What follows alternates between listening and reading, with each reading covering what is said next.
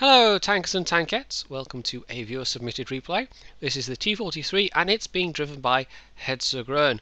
Now this isn't actually his first appearance on the channel, but it's been quite a long time. He submitted a Black Prince replay way back in the day which I featured. This is a slightly older replay as well itself.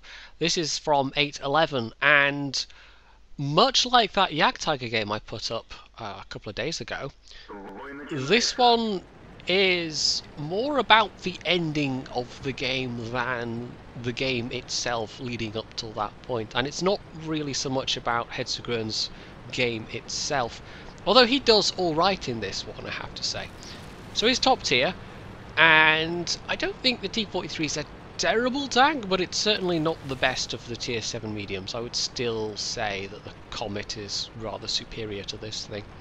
But it's not terrible, and when you're top tier, it's definitely not terrible. So this is good matchmaking for him. In fact, it's really good matchmaking. He is starting with APCR. Not quite sure why. But definitely, I mean, it could be totally unintentional. It could be just a mistake. He doesn't say anything about it in the email he sent me. But yeah, it is somewhat unnecessary, especially when you're top tier. But you do see people doing that sometimes. They will be top tier in... like, I encountered this the other day in a game with the Black Prince. Speaking of Black Princes. And it was somebody top tier in a Black Prince, at which point the Black Prince can, in the right circumstances, be godlike. And yet they still felt the need to spam only premium ammo from start to finish. Like, the entire game. It was like, why would you? I don't even like. They clearly weren't the best player because they stayed alive a fairly long time, but they went down in the end, and they didn't have the best score on their team by any means. And it must have cost them a hell of a lot of credits because it was a loss. Anyway, that's by the by. He's moving up. There doesn't seem to be a lot of resistance on this side. I don't think there have been that many changes to this map since 8.11, so it pretty much all looks the same as it will now. Only obviously there are some slightly noticeable differences. But anyway, first target sighted, that's a Panzer IV, tier 5 medium tank, and he's firing APCR at it. Yes, hooray for unnecessary APCR spam. Now he clearly realises after that second shot that, whoops, yes, no, don't need those shells. So he hastily switches back to AP, and I think he pretty much uses AP from this point forward. And oh, hello, there's a NASA one down there as well. So this flank is not entirely undefended, but it's clearly not that strongly defended. So they're just pressing up, and oh, hello, ELC in an unusual position. I'm not quite sure why the ELC chose to sit there.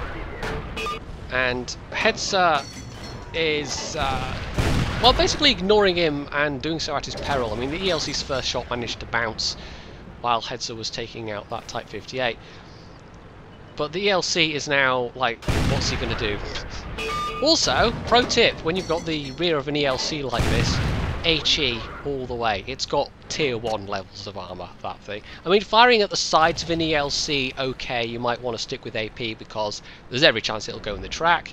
Frontally, maybe you would still want to stick with AP, but when you've got the rear of an ELC at close range and you have your choice of where to shoot them, HE all the way. Even low caliber HE is going to do a fair amount of damage. In fact, MS1, the tier 1, the Russian tank with the ridiculously heavy engine, that has sufficient HE penetration to completely ruin an ELC's day. So, the town side has just collapsed, basically. We do have, strangely, a Tiger sitting in A9, so maybe he's gone AFK.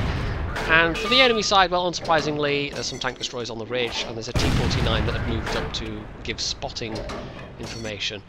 Now, Hetzer makes a bit of a fatal gamble at this point. I mean, it's a risk, but instead of going for the low terrain to his left... Now, the E25, yeah, look at this, he's concentrating on the T-49, who is using the terrain there. I mean, still not fully down, hull down, you know, able to pop up and take shots, but Hetzer, and this is a mistake he acknowledges himself. He basically ignores that E25 being there for far too long. And he's lost his chance to get to cover at this point. He doesn't have enough health. All he's got left is this destructible cover. And you can see that, yeah, he gets one bounce, but the E25's rate of fire is so fast that, yeah, good night Vienna. So, that was Hetzer's game. He still managed to do 2,500 damage, but if he had played a little bit smarter, he might have at least gotten to cover, been able to spot the E25 for his allies who are sitting back near the cap circle. As it is, the E25 is probably going to comfortably outspot both of these people. And there's also a pair of T-25 AT still on the enemy team that, of the remaining tanks, well, there's a Hellcat and an old style. Actually, no, it's not the old style KV-1S, is it? No, it is the old style KV-1S. Of course it is. It's tier 6 KV-1S at this stage of the game. Patch 8.11, yeah, that change hadn't happened yet. There are plenty of tanks fast enough to get back and decap, basically. Even if the E25 had died, the remaining two tanks here would be in serious trouble. And we see that, yeah, this KV2 has just got no chance. Oh, something else has hit him as well. Now that's a good shot, but it's too little too late. And if he'd had the derp gun and hit the E25, there's a good chance he just would have killed the guy. Probably still would have died himself, because as we can see there from the messages, it's the Hellcat that killed him. But yes, rip. So we're down to an artillery, a Tiger 1 that appears to be still entirely AFK, and this AT8 who is rapidly going to be in trouble. So at this point, this is going to be a loss, surely. You see there, one of the T-25 ATs has come back, and he is able to spot for the E25, who's just pelting this guy, and is able to use his extreme accuracy to pen the weak spots. Which the 88, you know, it's blessed with a number. Now the 88 does go down swingy, he takes out that T25 AT, but that low health E25 finds his mark, and bam. And now we flick to the last remaining tank, barring artillery. This Tiger, who it turns out is not AFK at all. Huh. Now, he might just be a really bad player. That is a possibility. Maybe he's on the phone. Maybe he... I don't even know. Oh, look, there's a rare sight. You never see that, right? You never see artillery drowning themselves. Yeah, that's just a stereotype that never actually happens.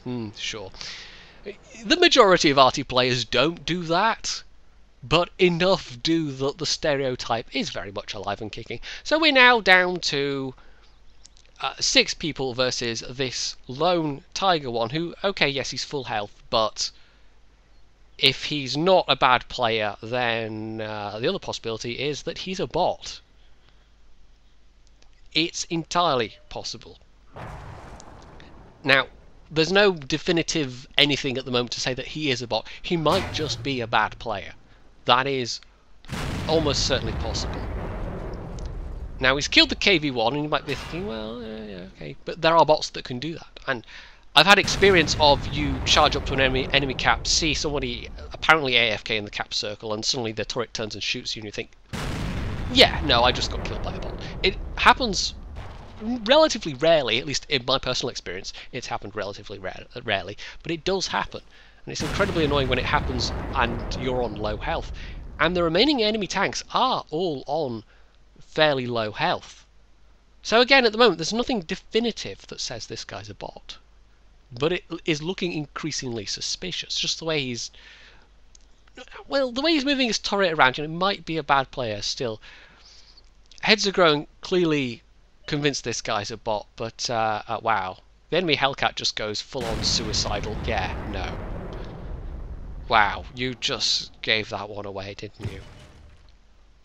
But the fact that this Tiger hasn't moved at all, and the fact that even being shot from behind, he's not moving his tank, he's literally spinning his turret, this is looking increasingly suspicious. Increasingly suspicious. Now, I did think about removing the names from this game entirely, and there we go, he's moved finally a tiny bit. It's the first time he's moved all game since the initial spawning, probably. But yeah, I did think of removing the names from this replay entirely, blurring out the names on the screen and whatever, but I decided at the end of the day, actually, this is a, you know, this is a public arena. This is a game where there are 29 other people that can see everything that you're doing if they stick around long enough. You know, well, 14 other people on your own team, but the enemy team know well enough what he's doing at this point as well. You see there, he's tracking even through the through the water tower base. So yeah, no, this is looking incredibly bot-like at this point. But still, there's the outside chance this might be an actual player. But it's the case that, well, if you're going to do that, and if you're going to use something that well, is a bot, or you're going to use something that's one of the obvious cheaty mod packs for this game, then yeah, that's, if people can see you doing that, then that's the risk that you take, that you will have that public exposure. Now at this point it looks like the E25's got him. He's just using that DPM. The Tiger's down to, oh, that's a bad bounce, and oh, the E25's quite lucky. The KV-1S on the meanwhile, I was about to say, on the other hand, well, actually no, on the other hand kind of works. Yeah, firing HE apparently, and so yeah, the thing that clinches it finally is these movement patterns. But also, if we just be quiet for a second, we just listen really carefully. Yeah, there you go. So that clinches it. Must be a bot. You know, that's how you can tell a bot in this game is yeah. You just listen really carefully. That's it. So that has to be, I mean, I said it was all going to be about the ending of this video, and there it is. That is the world's least deserved Kolobanov's medal. That was absolutely ridiculous. It looked for sure like this was going to be a loss, and instead, Kakon won in his botting Tiger 1. I just, yeah, got Steel Wall and a Kolobanov's and second place on the team for 5 kills with 1,034 damage. That was so utterly undeserved. I mean, Hetzer must have had quite mixed feelings about it, because on the one hand this was a win and he actually got decent XP. He was top of the team, top score, top damage. But on the other hand, this guy in his with his bot Tiger was just undeservedly awarded this XP that he got and the credits that he would have got. And we can see there, I mean, he didn't fire any shots at all up until the point where he was engaged at the end there. He distance traveled 0.119. The movement patterns, the turret tracking patterns, I mean, it is beyond a shadow of a doubt that this was a bot. And, well, the little sound indicators that we got in the end there, that's no way anything that I added in edit. No, that's definitely in the game. They definitely clinched that he was a bot as well. Yes. I've been looking for an excuse to use these sound clips for a while, and I thought, actually, yeah. But also, it just seemed like, this isn't really, I mean, people will accuse me of naming and shaming, and maybe there's an element of that, but this was just so derpy. This surefire win for the enemy team, and then bam, beat bot boo bop. You know, this absolutely obvious bot then turns around and bam, Kolobanov's, or as I'm going to call it, the Botabanov's medal, because this was just ridiculous. It really was. So I seem to be on a streak since Christmas of ridiculous games. And even when I was doing that live gameplay with a mouse, that turned out to be a ridiculous game in the mouse in its own way. So, I don't know, this is continuing with that theme of ridiculous games. And I don't know it's quite as ridiculous as the Type 59 drownings, but this was still quite ridiculous. And thoroughly undeserved, and yet silly and ridiculous, and just, I don't even know. World of Tanks in a nutshell, I guess. Anyway, so there may be a little bit of negative feedback from this one. I know some people don't approve of this kind of, like, showing people replays where people team kill, or replays where people use bots or whatever. But these things happen. You know, we can't just stick our heads in the sand and totally ignore that these things happen in World of Tanks. It isn't every game, but everybody will have had experience of a game where they met somebody where they were obviously botting. I have many times over my 20k plus battles. You know, the more games you play of this, especially at the I think over tier 5 it's especially noticeable, and you start to get people that get tired of the grind, so they just bot their way through it. And you know, it's a reason to do it, but it doesn't make it any less scuzzy at the end of the day. But you definitely do notice it. It is an aspect of this game, one of the less good aspects of this game. And although Wargaming likes to make a trumpet of, you know, we banned this many botters, we banned that many botters, well, it still happens, and it's one of those fights that can never be won entirely, but the fact that Wargaming is seemingly trying to do something about it is, it's not nothing, I guess. So, if you did enjoy the utter derpiness of this replay, you can hit the like button, you can leave any comments below, you can subscribe to my channel, and, as always, stay tuned for more.